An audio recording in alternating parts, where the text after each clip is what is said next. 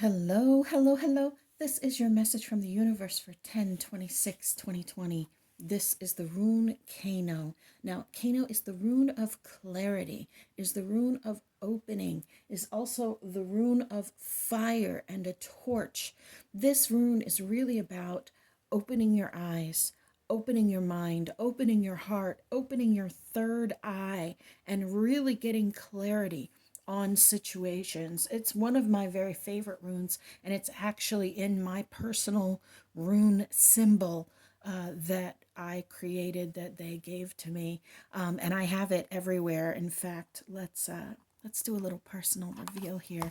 Those of you who have noticed that I have a new little a new little background here. This is the rune Aruz for strength. This is the rune Kano for clarity.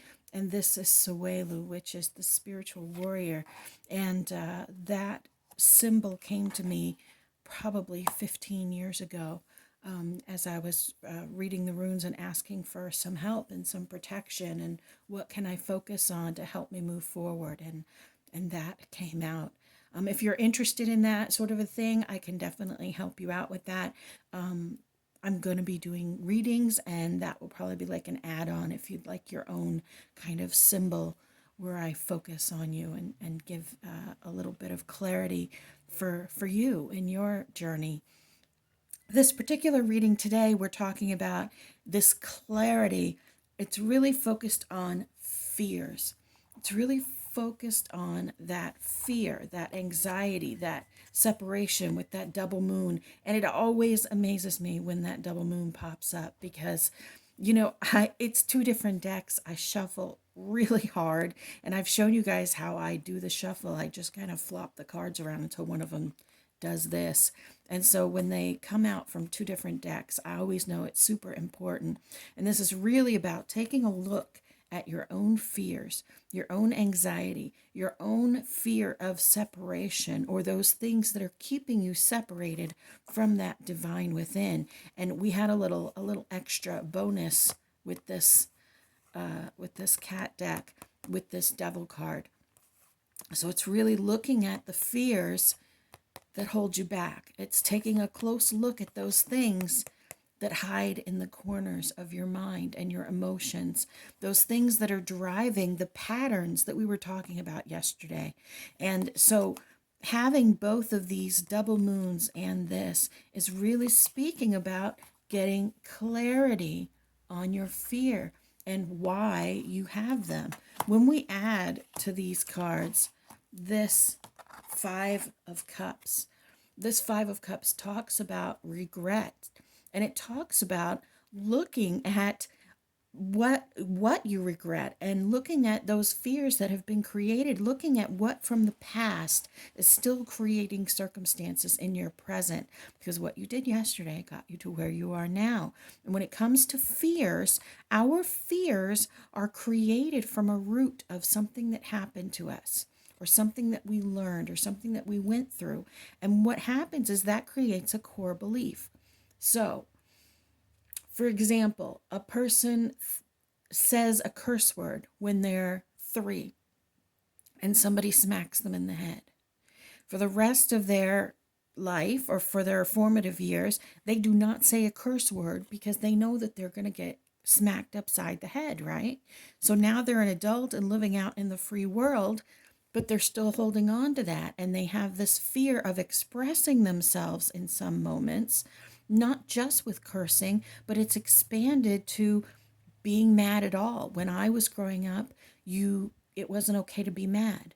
Good girls don't get mad.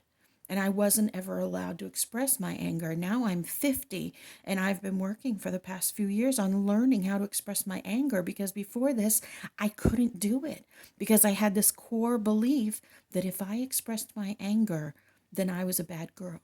And even though it doesn't make any sense at all, it took me like really digging into my past and what had happened to finally come to that realization that those two things were connected. And so when those fears pop up in our own life, we have to really take a good look at them and figure out why.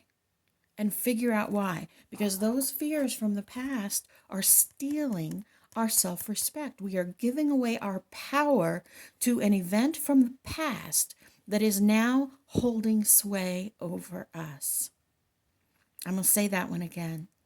We are giving away our power to the past, to something that happened, and it is still controlling us today.